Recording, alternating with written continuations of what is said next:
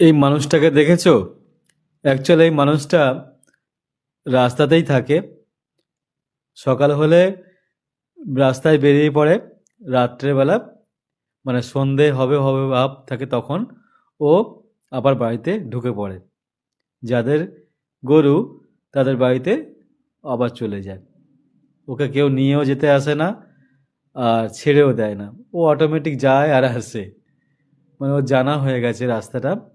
তো যেটা বলার ছিল সেটা হলো, আমি রাস্তায় দাঁড়িয়ে একটা বিস্কিট কিনা খাচ্ছিলাম। তো ও দেখতে পেয়েছিল, দেখতে পেয়ে আমার কাছে আসলো। আসার পরে তো পুরো প্যাকেটটাই ওকে দিতে হয়েছিল। ও সবটাই খেয়ে নিয়েছিল। তো বিস্কুট ভালোবেসেছে, খেয়ে নিয়েছে, খুবই ভালো কথা। তো পরের দিন থেকে যখনই দেখা হয় ওকে আমি কিনে দিই, ও খায়। অ্যাকচুয়ালি ও সব রকম খাবারই খায়।